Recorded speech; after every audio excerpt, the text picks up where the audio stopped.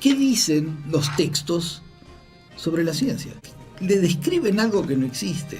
Porque yo digo, si yo fuera un chico de 17 años y abre una de esas enciclopedias y le están diciendo esto es la ciencia, lo están embaucando.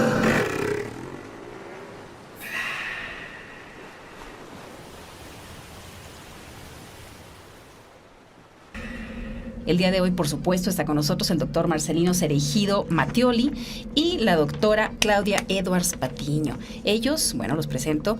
Él es doctor en Fisiología Celular por la Universidad de Buenos Aires y ella es doctora en Ciencias con especialidad en Desarrollo Científico y Tecnológico. Siempre has tenido la inquietud, quiero que lo compartas esto con nuestros amigos que nos están escuchando, de divulgar la ciencia, ¿sí? De hecho, tú dijiste, no me presenten, por favor, como divulgador de la ciencia, preséntenme como ensayista.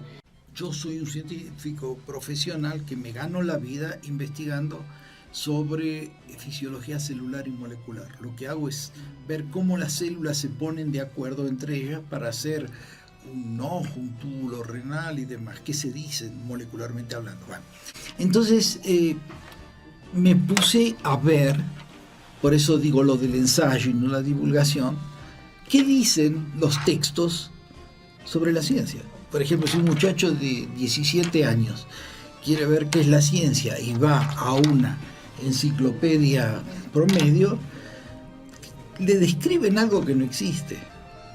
Es como que se inventó un puchimbal que le llaman ciencia para que le peguen, le digan y que no. Entonces, Perdón que te interrumpa. Claro. ¿Qué conceptos has encontrado en esos libros? ¿Qué conceptos erróneos has encontrado de la ciencia? Bueno, mira, en primer lugar que dicen ciencia, pero no presentan a la ciencia qué es la ciencia, sino que para hacerla más atractivo presentan curiosidades sobre la ciencia, ¿te das cuenta? Y entonces dice, ¿sabía usted que si una persona saltara como una pulga se podía saltar la torre latinoamericana? Y otro te dice, ¿sabía usted que hay estrellas tan densas que un balde de ellas podría pesar más que la Tierra? Entonces la gente pasó a tener la idea de que los científicos somos tarados que nos entretenemos buscando cosas raras. En un país que dice, pero yo creí que estos eran los que iban a curar enfermedades o predecir terremotos, y ahora me viene con que, ¿sabía usted que un agujero negro se puede comer toda una galaxia? Se pasa como curiosidades estúpidas de circo, ¿no es cierto? Entonces yo no divulgo esa ciencia. Yo lo que hago es contar qué es la ciencia, por supuesto de mi punto de vista. Pero como ya ahora van a ver dentro de un momento, he publicado muchos libros, he dado conferencias por todos lados y todavía no me han matado. Quiere decir que está bien, es una versión personal. Estoy de acuerdo contigo que a veces se dividen los auditorios en un 50% que está contra mí y el otro 50% que está contra mi mamá. O sea, no siempre son flores, pero es bueno que el público de esta audición se entere de por qué le tienen rabia, por qué se cuidan, qué le achacan, qué le dicen, porque me parece que es una manera de caminar hacia una cultura compatible con la ciencia. ¿Cualquiera se puede acercar a la ciencia, Marcelino? Sí. ¿Un niño?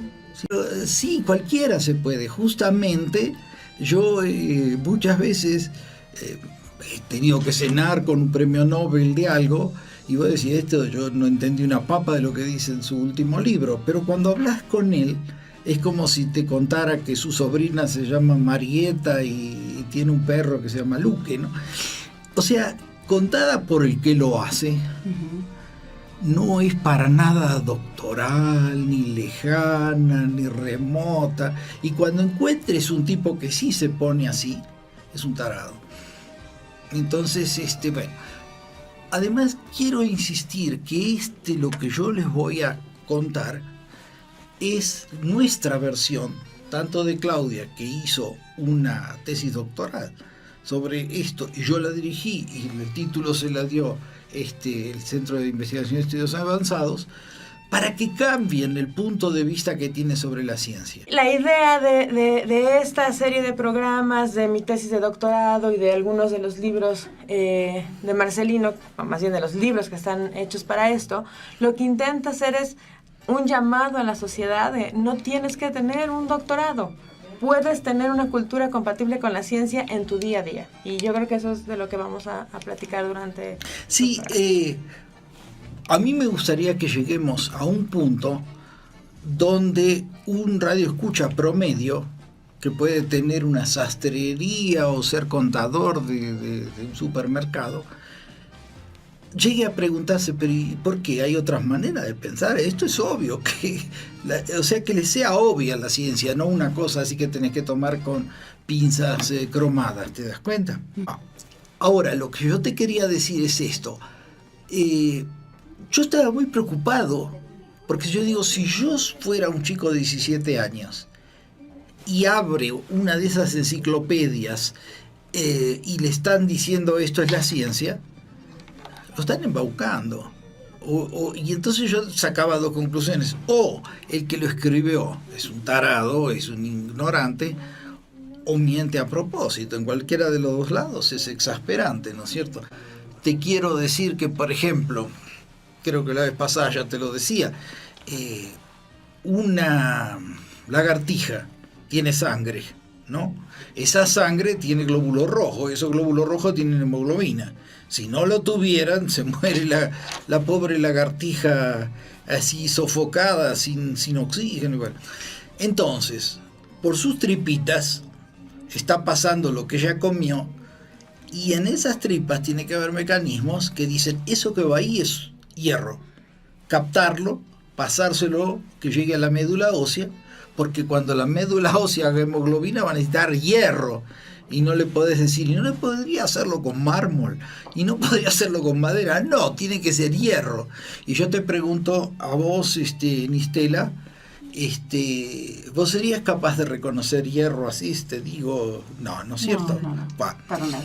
Entonces yo doy justamente la materia que se llama selectividad, es una materia que dicto para los que hacen el doctorado, que dice, ¿cómo sabe una lagartija que eso que pasa por ahí es hierro y se lo tiene que mandar a la médula ósea, porque ahí se hacen los glóbulos rojos donde está la hemoglobina, y eso otro es calcio, y más vale que se lo mande a la costilla o los huesitos de la pata, si no camina la pobre lagartija? Eso que es obvio, bueno, así es la vida. No, explícamelo científicamente. ¿Qué es? Claro, para allá vamos. Sí, yo creo que sería muy importante que empezáramos a definir qué es la ciencia. Pero, ¿sabéis qué pasa? Sí, cómo no. Es una manera de interpretar la realidad. ¿Sin apelar? Sí, decilo. Sí, es una manera de interpretar la realidad sin apelar a milagros, dogmas ni al principio de autoridad. Si tú que puedes, es todo lo que la religión nos ha llevado o nos ha inculcado. La religión y el pensamiento mágico. Uh-huh. Porque hay mucha gente que le atañe, no sé, que ahora puedes predecir la vida porque pones 2 lápices y entonces ya sabes qué va a pasar Charlie. ¿no? Al ratito. Y eso, ese tipo de cosas, si tú quieres explicar un fenómeno y lo puedes hacer sin apelar a este pensamiento religioso, a este pensamiento mágico, es ciencia. Uh-huh. Y hay una cosa que es lo que ha estado diciendo Marcelino en estos momentos. Se confunde mucho la ciencia con la investigación. En México tenemos magníficos investigadores, publicamos en las mejores revistas del mundo, en Nature, en todo este tipo de revistas, pero eso no necesariamente implica tener una manera de interpretar tu realidad en el día a día a la manera científica. Pero ¿se involucra ciencia cuando se hace investigación? Ah, claro que sí. Sí, deberías, ¿no? O sea, si tú eres... No, perdón. No, dila. No, mi suegra me enseñó a no interrumpir a las damas cuando están hablando de modo. A ver, ¿qué decías? No, que sí, por supuesto, si tú vas a hacer ciencia, tienes que tener el proceso de investigación atrás, toda esta parte que llamamos el método científico, que tienes que tener todo un proceso muy riguroso para ser considerado una investigación formal. Uh-huh. Pero además, cuando tú eres un científico, puedes interpretar tu realidad toda, no nada más las cosas que ves de la célula, y entonces dices, bueno, yo soy científico solo en mi laboratorio, pero saliendo de aquí voy a preguntarle a Charlie si me gasto la quincena en qué, ¿no? Eso es un poco, creo, no sé si me equivoco. Sí, lo que yo te digo, hay gente que dice que ser investigador y ser científico es ver lo que todo el mundo vio, pero pensar lo que a ninguno de ellos se le ocurrió. Yo les quiero preguntar algo a los dos. ¿Tiene que ver esto con el despertar de una conciencia humana? Bueno, en cierta manera sí, porque tenés que ser consciente, porque por empezar, si yo fuera inconsciente no podría saber qué fue lo que preguntaste. Tiene que ser. Me refiero versus este pensamiento mágico, mítico, del que estabas hablando hace rato. Es muy común que piensen que los científicos estamos enfrentados a las religiones, creemos así como Marx, que decía que son los pueblos y cosas así.